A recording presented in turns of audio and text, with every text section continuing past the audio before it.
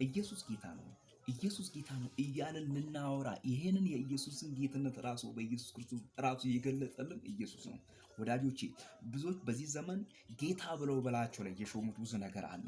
እናንተም እኔም እናውቀዋለን።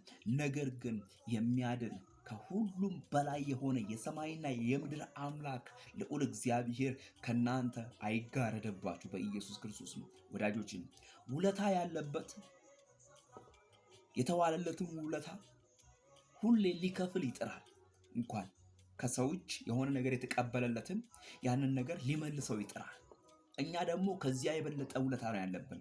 እግዚአብሔር አምላክ ውለታ ሲውልልን በቀራንዮ መስቀል ኢየሱስ ክርስቶስን እንደ ግል አዳኝ አድርገን እንድንቀበል አሳልፎ ሰጥቶናል። በቀራንዮ መስቀል ላይ የሞተልን እንደ ግል አዳኝ አድርገን እንድንቀበል ነው።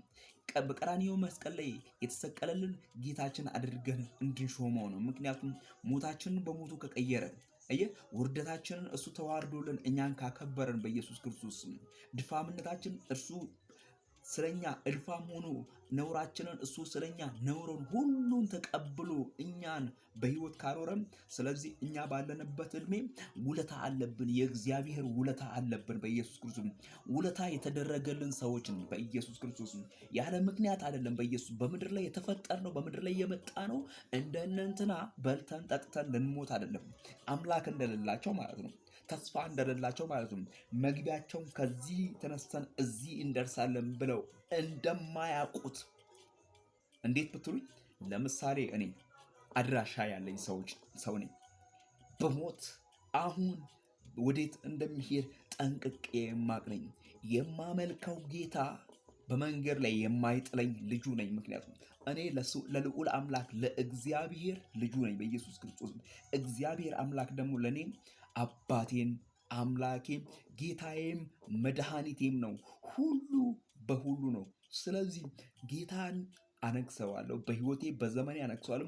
ይህንንም ወንጌል ከፍ አድርጌ ይኸው አፈር ነኝና ወደ አፈር እስከምመለስ ድረስ የእግዚአብሔርን ወንጌል በምድር ላይ በኢየሱስ ክርስቶስም አወራለሁ። እንዲህ ይላል፣ የልጁ የኢየሱስ ክርስቶስ ደም ከኃጢአት ሁሉ ያድናል፣ ያነጻል። እውነተኛ የወይን ግንድ ኢየሱስ ነው። የህይወት እንጀራ ኢየሱስ ነው። መግቢያው ኢየሱስ ብቻ ነው። በኢየሱስ ካልሆነ በስተቀር ወደ አብ መግባት አይቻልም። ወዳጄ ትላንትና አለን፣ እናድናለን፣ እናሻገራለን፣ እናተርፋለን ያሉት ሞተው ከአፈር በታች ሆነዋል። የሉም፣ አይመጡም።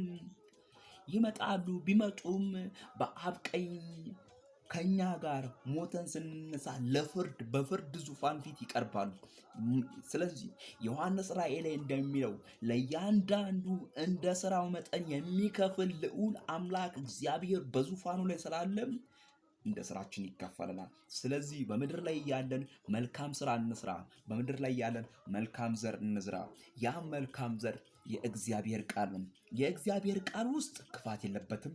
የእግዚአብሔር ቃል ውስጥ አመጽ የለበትም። የእግዚአብሔር ቃል ውስጥ ሌብነት፣ ስርቆት የለበትም። የእግዚአብሔር ቃል ውስጥ ውሸት፣ አመንዝራነት የለበትም። ምክንያቱም አይደግፍም። የእግዚአብሔር ቃል ስካርን አይደግፍም። የእግዚአብሔር ቃል በወንድም ላይ ጠላትን መሆን አይደግፍም። የእግዚአብሔር ቃል በአባትና በእናት ላይ ጠላትን መሆን አይደግፍም። የእግዚአብሔር ቃል ታላቅህን አክብር ይላል። የእግዚአብሔር ቃል ታዘዝ ይላል። ደግሁን፣ የዋሁን፣ ለሌላው ታዘዝ፣ ራስህ ለሌላው አሳልፈ ስጥ፣ ለሌላው አገልግል፣ ለሌላው ኑርለት፣ ለሌላው ጸልይለት፣ ወንድምህን ውደደው ይላል በኢየሱስ መጽሐፍ ቅዱስ የሚናገረው ይሄን ነው። ስለዚህ ይሄንን ወንጌል እንድንሰብክ በእግዚአብሔር ፍቅር እለምናችኋለሁ። ወንድማችሁ መስፍን ነኝ።